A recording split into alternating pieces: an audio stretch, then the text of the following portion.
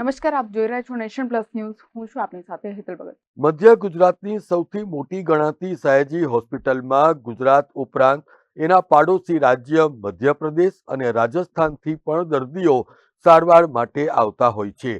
જો કે આ સયાજી હોસ્પિટલ દવાના મામલે દેવાદાર બની હોય એવી સ્થિતિનું સર્જન થયું છે. કારણ કે સરકાર તરફથી પ્રતિદિન પૂરતી માત્રામાં દવા ન મળવાને લીધે સયાજી હોસ્પિટલ દ્વારા ચાલુ વર્ષે 36 કરોડ રૂપિયાની દવાની બજારમાંથી ખરીદી કરવી પડી હતી, જ્યારે હોસ્પિટલના દવાના 13 કરોડ રૂપિયાના બિલો પણ પેન્ડિંગ છે. જો કે સયાજી હોસ્પિટલે જણાવ્યું હતું કે દવાના અભાવને કારણે દર્દીની સારવાર ક્યારે પણ રોકાઈ નથી. અત્રે ઉલ્લેખનીય છે કે સયાજી હોસ્પિટલમાં માત્ર વડોદરા શહેર જ નહીં પરંતુ અન્ય રાજ્યોના દર્દીઓ પણ સારવાર લે છે. ત્યારે એસએસજી સહિત સમગ્ર ગુજરાત રાજ્યની સરકારી હોસ્પિટલોને દવાનો જથ્થો એ Gujarat medical service corporation limited દ્વારા પૂરો પાડવામાં આવે છે.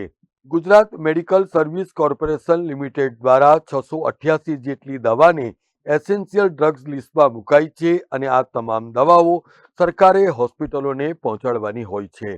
જો કે સરકાર તરફથી સપ્લાય ઓછો હોવાને કારણે આ પરિસ્થિતિનું સર્જન થયું હોવાનું ઇન્ચાર્જ આરએમઓ ડોક્ટર જાગૃતિ ચૌધરીએ જણાવ્યું હતું.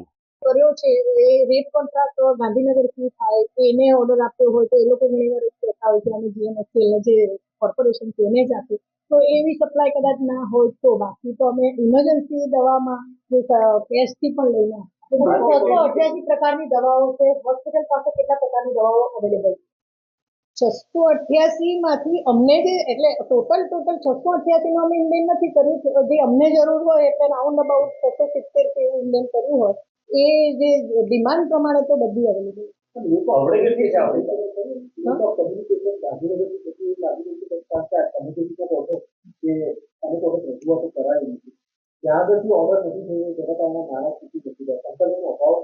ના, સંકલનનો અભાવ એવું નથી. અમારા ડિપાર્ટમેન્ટને બી નાણાં વિભાગને કહેવાનું હોય એટલે એ જે લોકોનું જે ફંડ ફાળવવાનો જે પ્રક્રિયા હોય એ પ્રમાણે પિરિયોડિકલી ફાળવતા જ હોય છે.